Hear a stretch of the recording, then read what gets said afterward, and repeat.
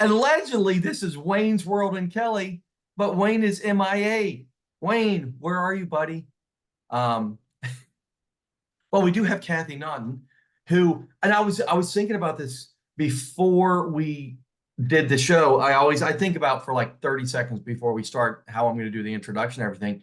And I want to call you a legend in Oh, in no South Florida way. because you are. I mean, everybody knows who you are. You've got this incredible reputation. Often sitting behind me, because I always have these my fake advertisements.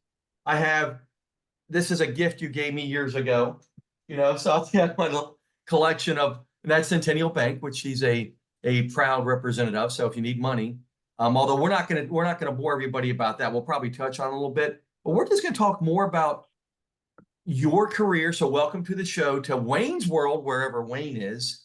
Maybe the eclipse Thank you. got him. You think the eclipse got him? Um, but I also just want to talk about you've got a great career trajectory that you have, but you're also a mother. You're a board member, and everybody goes, she should know better.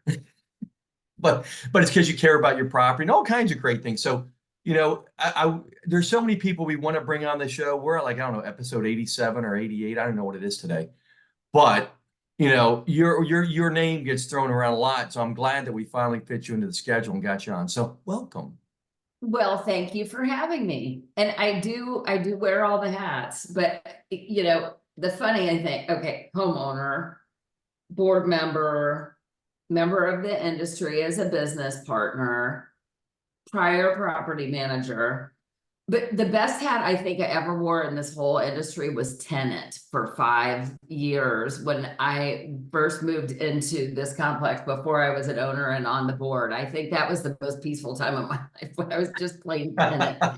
Didn't have a voice in the community. I was still doing the job, but I kept it kind of quiet so that people didn't ask me too many questions.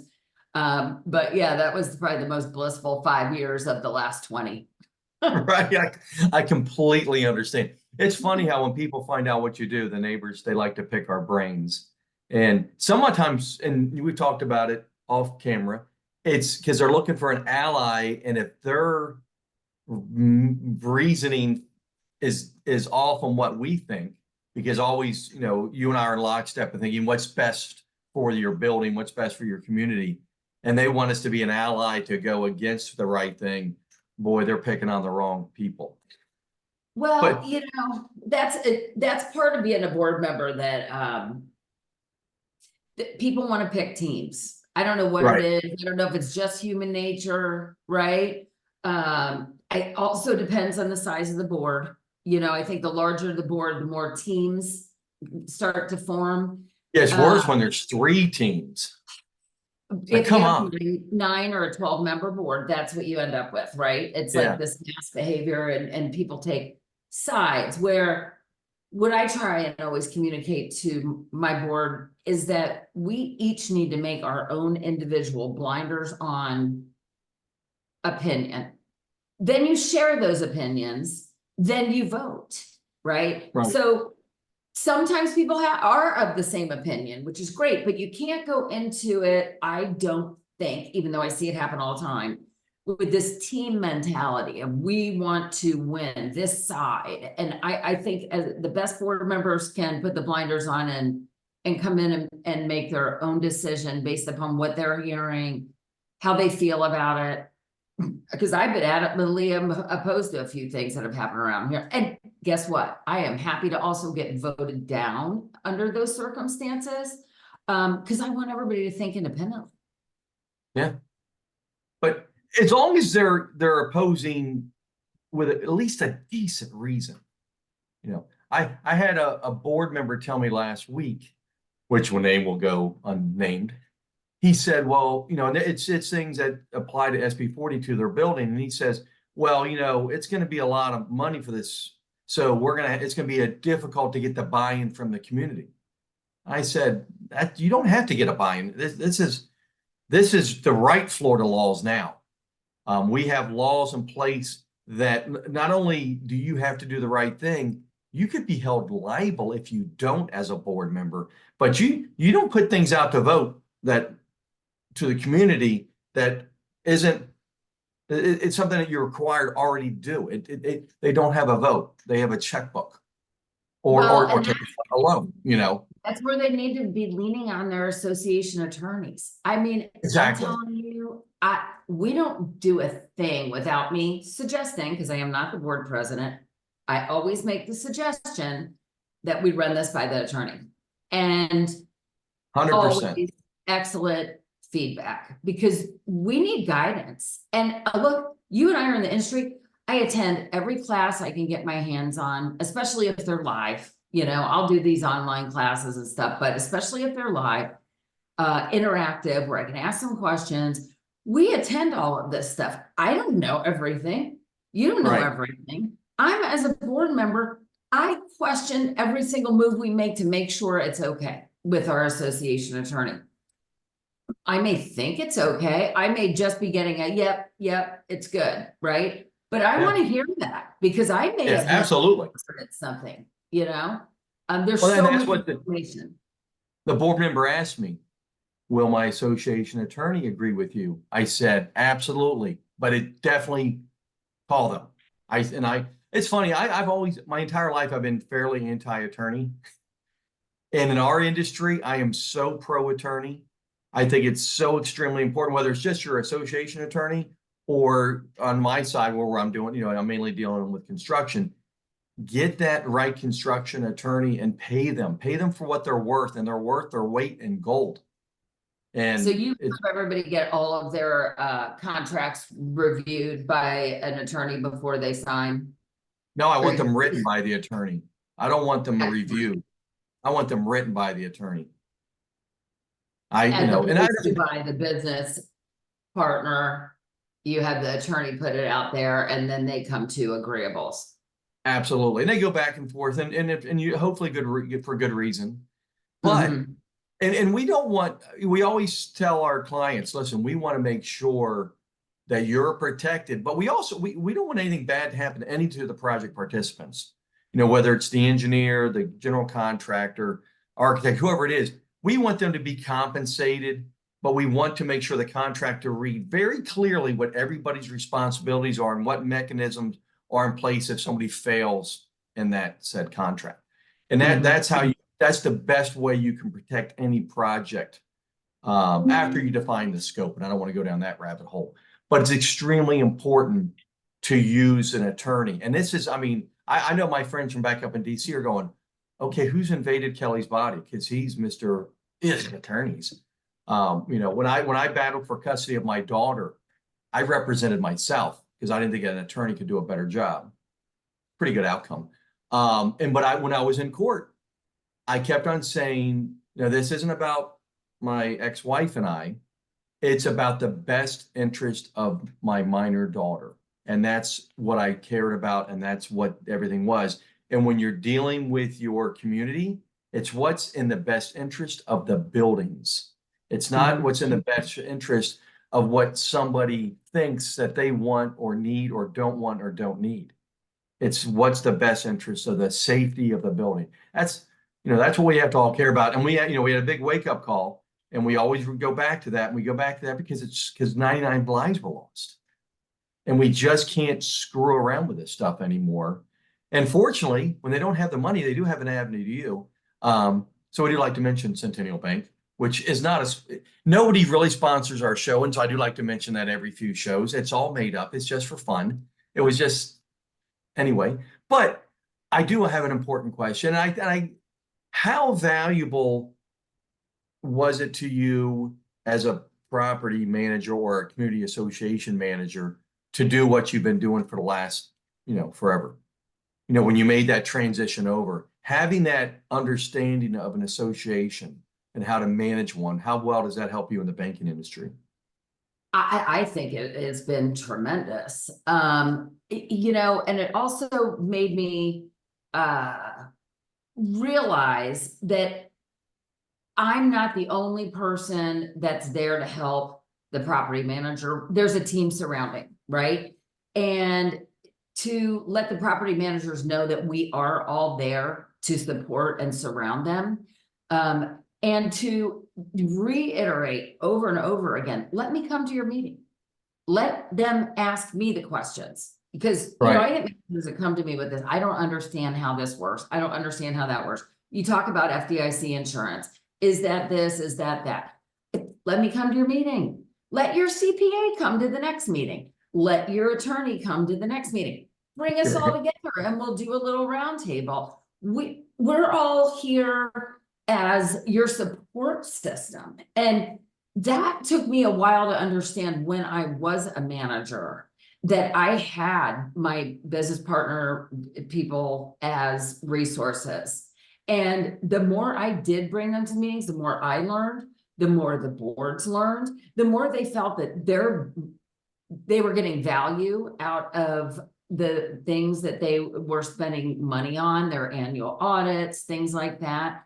And project management, for sure, because we were talking about this. I was saying how scary it is that so many boards really expect their property manager to be able to manage these multi-million-dollar projects that all of these buildings are undertaking right now.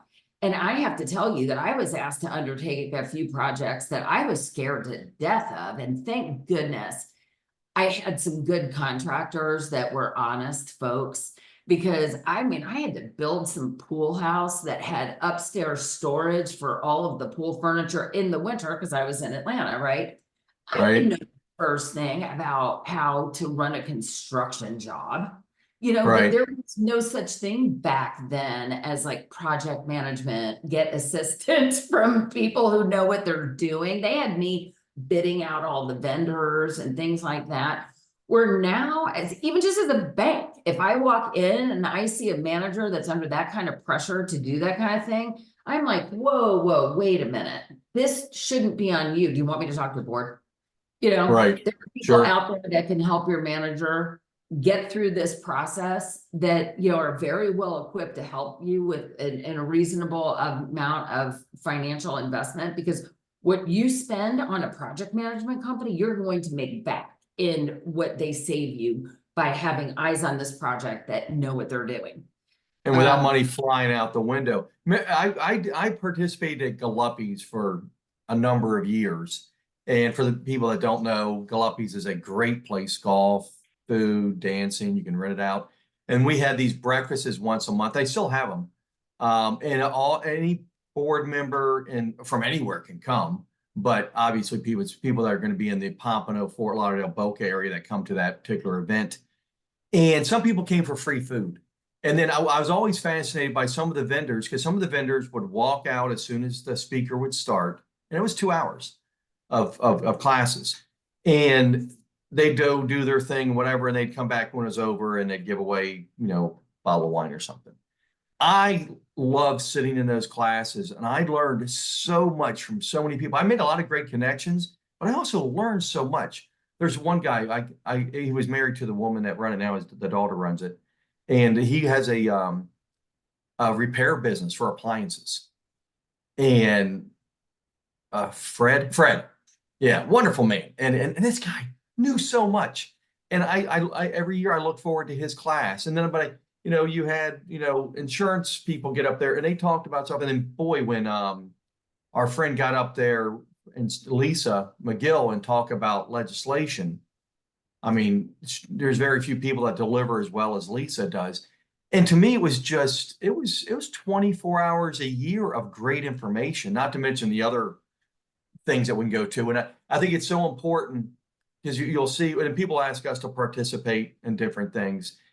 Some people do it as a sales pitch, whatever they're doing, and other people doing it strictly from education. Like when we do it, you know, and James usually teaches our classes that we're doing one tomorrow up at the West Palm Convention Center for the expo, for anybody who wants to go. Maybe so today's Tuesday. Normally we record on Wednesday, a little insider information. Since we have the show tomorrow, we're recording today, which we do occasionally. I'm going to drop it today. So for the people that don't know about it, maybe a board member will sign up and go and learn something at the class. Great instruction for so much stuff. But, you know, when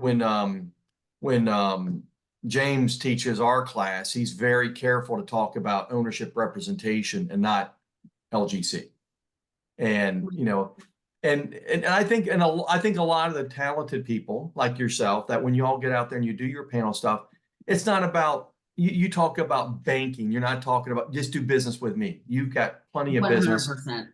And it's, and people can see right through it. So I don't even understand why people try to do it a sales pitch, you know? Well, and boards aren't doing their due diligence if they are only looking at one vendor for whatever reason. They should, vendor, business partner. Right. They should be looking around, find the best relationship. You may work better with one person than another because of personality only, you know? Absolutely. You know, look at insurance, you know, you've got to have somebody that you feel you can communicate with, that you feel is going out and finding the best thing possible for you, because most of these insurance people are going out to the same market, you know, and bringing in the same, but sometimes they've got these relationships with either the board that works really well, that they're educators and they bring more to the client. They may have a better relationship out there with the carrier than perhaps the person. I think looking at multiple people to come in to work with you, no matter what that may be, whether it is your year-end auditing, whether it is your association attorney, you may gel better as a board with one than the other. You should be looking at more than one. You should be looking at more than 4. Yeah, going out and doing a postcard for your company.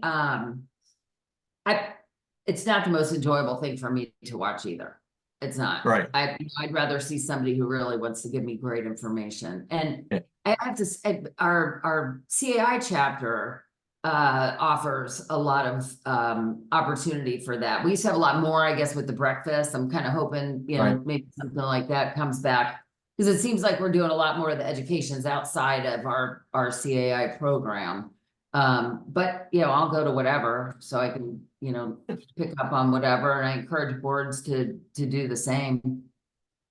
Yeah, we need a rebirth in our 2 chapters in South Florida, because right now it's not there, and everyone's talking about it, but no one's saying it publicly. And we really need to breathe some life back into the 2 chapters. We need to get out of the cliques and just have everybody. When I was in DC, we had the most incredible chapter. I was so spoiled. I thought everybody had. That's where you use the word legend. That DC CAI chapter is legend. I don't know a chapter in the United States that isn't looking towards the DC chapter for direction and ideas, and how the heck you guys get so many homeowner participants up there. I was so spoiled, and I enjoyed it, but I just figured everybody was like that. And wow, I mean, but we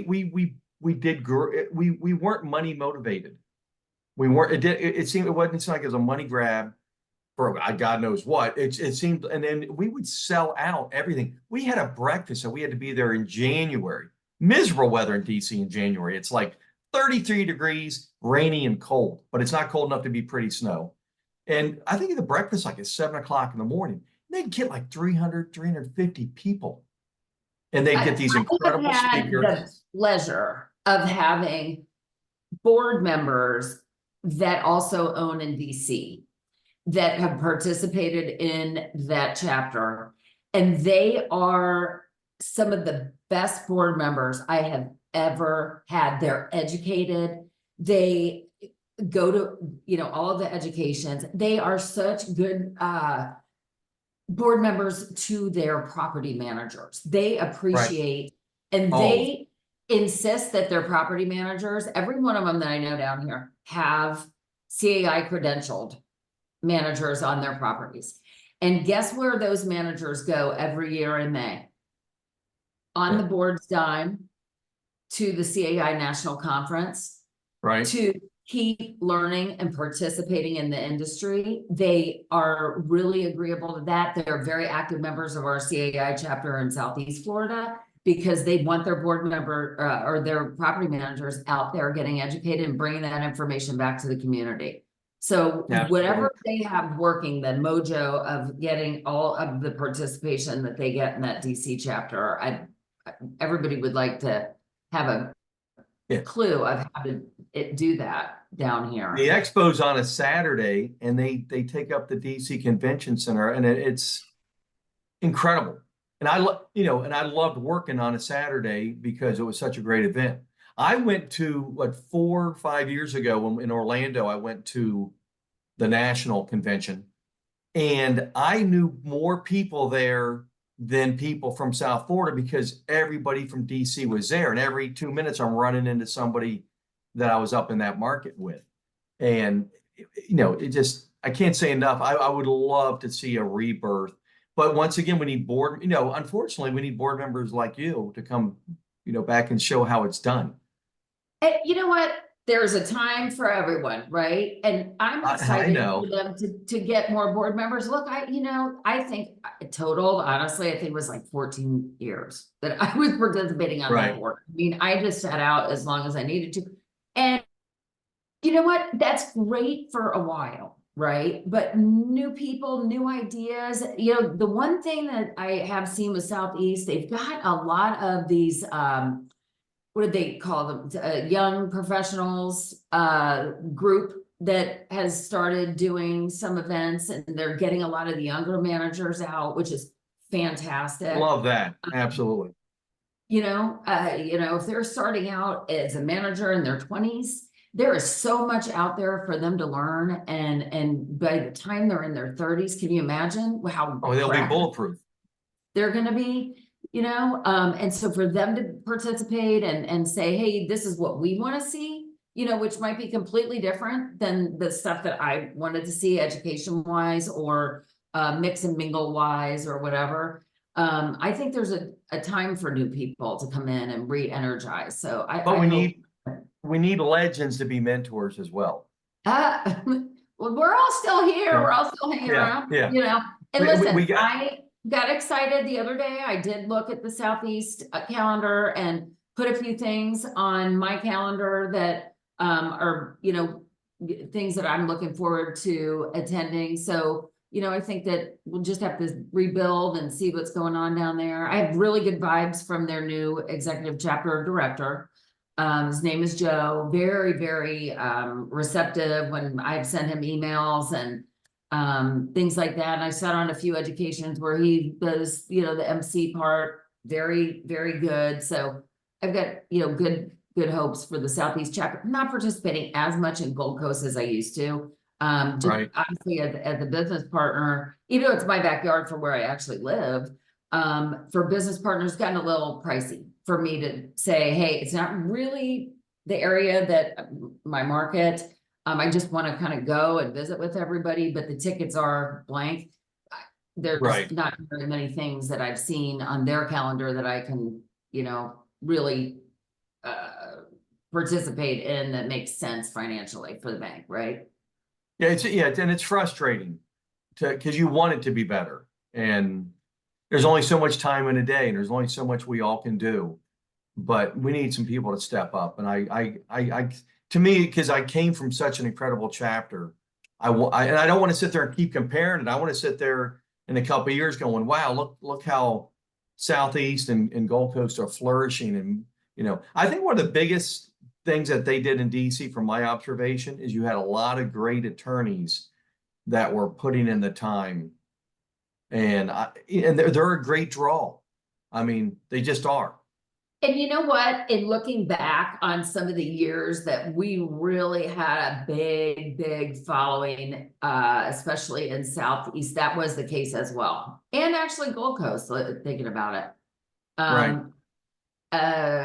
You do have some attorneys now on the board, Southeast, and on Gold Coast, and maybe they can, maybe that's our responsibility, okay, as being around for longer, is to encourage some of the people that we know that are passionate about the industry to put their names in the hat next year and fill some of these positions and get it exciting at these chapters again.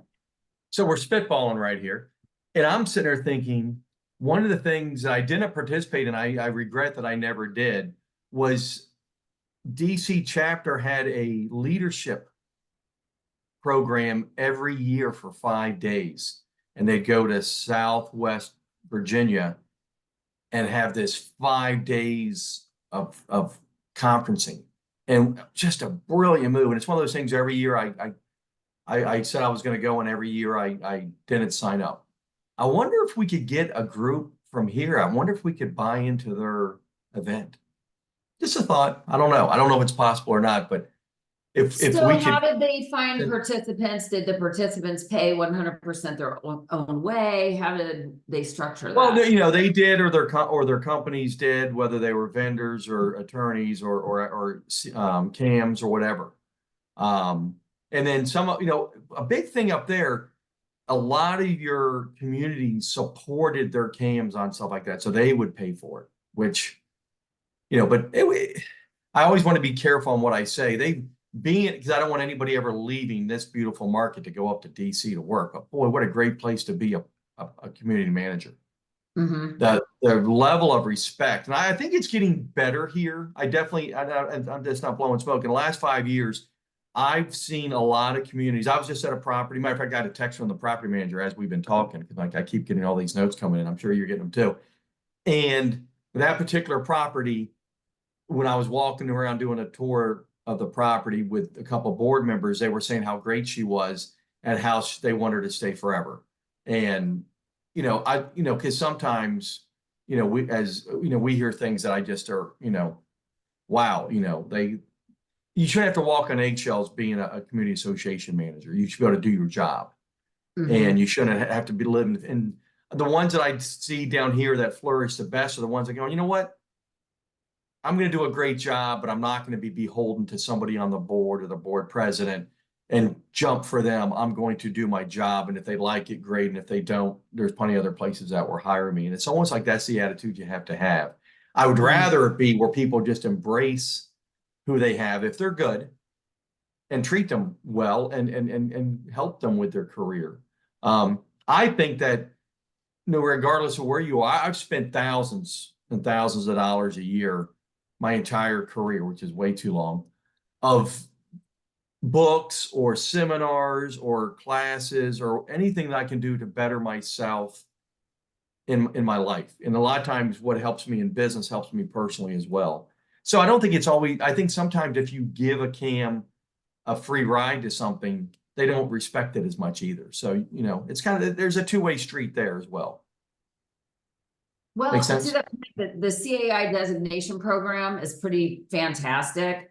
And I still participate. So I have my CMCA and my AMS from when I was a manager. And in order to keep those designations, I continue taking classes, right? So I literally have one class left before I can sit for PCAM and do that program. So whether I will or not, I can keep taking the classes without doing the PCAM program.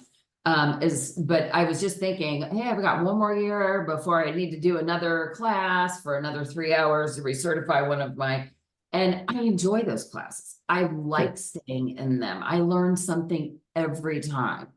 I highly, highly recommend, especially the CMCA for anyone who is trying to manage property. That was the one that opened my eyes as a manager to the right way and the wrong way, that there really is a right way and a wrong way to do things. And PCAM's a big deal, and it's a much bigger deal up in the DC market, and we need to make it a big deal down here. But it's just, you know, if for people to invest into their future by getting those designations, it's a huge deal. And I think the more we get people through the program, the more that the Southeast and Gold Coast associations will appreciate it. It's almost like it's a lot of them. We have so many snowbirds. A lot of them know it's a big deal in New York and DC and Chicago, but they forget about it when they're down here because they get cheap because it's a second home. It's like, shoot. Well, and they forget about it and don't really recognize it enough or understand it enough to share it with their fellow board members that it's worth paying the manager that has their PCAM, because they've come to the job with so much experience already in education that they don't have to learn it on the job, because it's going to take them 5 years of paying that same cam to learn the things that somebody comes in with a PCAM. You know, they come in with a wealth of experience and just how to do it the correct way, right? So it's just Absolutely. worth paying more for the people that come in with the education. You never know where this conversation is go, but I'm so glad we're covering this, because I think we just got to keep hammering this stuff and really make I that want to ask happen. about the eclipse yesterday, because I know we're getting ready to run out of time. So were you on job sites yesterday? What were all the crews doing? Were they out there on their scaffolding during like eclipse time? What were they doing?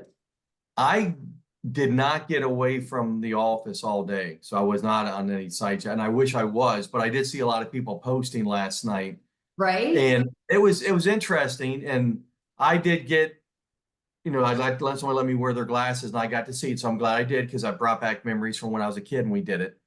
But it amazes me how invested people got. I actually considered flying to Texas. If we didn't have a show tomorrow, I would have probably gone down to Dallas or to San Antonio and stayed with one of my friends for a couple days and saw the real, where it got dark and everything.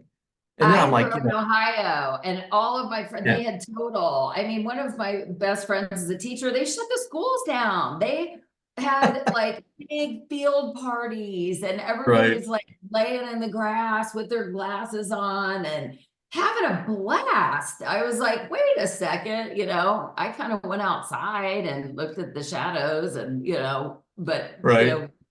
I kind of considered it too, but I've got actually 2 friends from high school coming in this weekend, so I can't wait to hear about what the Ohio experience was. No doubt. Yeah, we've got neighbors that live in Ohio. You missed it, but I've got a buddy of mine's flying in tomorrow night for several days, taking a little mini vacation. And I love, way off topic, but I love that we have all these friends that come visit, because everybody wants to come to Florida, Why and I wouldn't just, you, especially this time of yeah, year? yeah. I'm like, And we I don't don't even want to go want to visit do them. like nothing. We just want to be warm and sit on your beach. I'm like, okay, that's Perfect. I easy, got one. I got one across the street. Go have a ball. right? But wait, I do my little post, I'll say like, number 72 of why it's so great to live in South Florida. But and some people don't understand, and you and I both live on the coast. So and I know where I am, we get an incredible tropical breeze. You're only about 10 miles north of me, if that. So I don't know if y'all get the same. Oh yeah, Over 300 days a year, I've got a breeze coming through my windows right now that is just heaven. And yeah. it gets just as hot in Northern Virginia, where I was for decades, and it was just miserable. Here, it's always perfect. It's been the best thing to keep weight off me, is because I can be outside 365 days a year. So I can get you walk every morning. I walk either early morning or late at night. And this is paradise. And I love so it. any I just people up in good markets, come on down. We got plenty of jobs here. Yeah, the morning walk I always refer to as my mini retirement. Every morning when I'm out there, I'm like, this is what I would be doing if I was retired. Okay, time to make the donuts, like, All right. Yeah, I can't see retirement in either of our future. So I love business too much. I love what we do too much. I love what we do I'm too. crazy. And I suck at golf, even though people think, oh wow, you must be a really good golfer. You've been playing all your life. I really am not that good. But I enjoy it, and I play it a couple times a month. But my dad retired at 57, and he played golf almost daily until he was 79. But he was a great golfer. Hell, if I could play like him, I'd be playing every day too. It sounds like Anyway, you had a lot of yeah, practice. yeah. So we got to cover like another 98 things, and we're gonna have to bring you back on the show, and we can have Wayne. I can't wait to give Wayne a hard time. So Wayne, I'm judging you right now. I don't know what Yeah, happened to me him. too. I wanted to ask him some questions about living up in New Smyrna Beach. Yeah, which he loves, but I think that's too far north for me. I don't like going north of Jupiter. You know what? That place is really cool at Christmas time. We went up and just grabbed a room at the Hampton right there on Flagler and spent a couple of days. I was up for a birthday party, but it was really neat. All the shops are all Christmassy and there's plenty Right. to do. And it's a great little town. Great little It town. really is a beautiful area. I give him a hard time. It really is amazing. if I have to go up north for any reason, and I'm driving, I often will at least, I pull in there. I mean, it's just a great place to stop. Even their gas stations are nice. But, no, but hey, Wayne, we missed you, buddy, but we do appreciate your time. I want you to have a great rest of the week. Are you doing the show tomorrow? I am not. I am not. What am I going to do? Well, I mean, I cover all the way down into Key West, right? So I have coworkers that cover that area, so it's not really, prudent for me to be Gotcha. up in that market right now, but have Yeah, a you'll be great, missed. teach a great class. I'm looking forward to it. So we'll see everybody tomorrow, and I'll see you soon. Thanks so much for taking the time with us. Anytime, Kelly, you take care too. Ciao.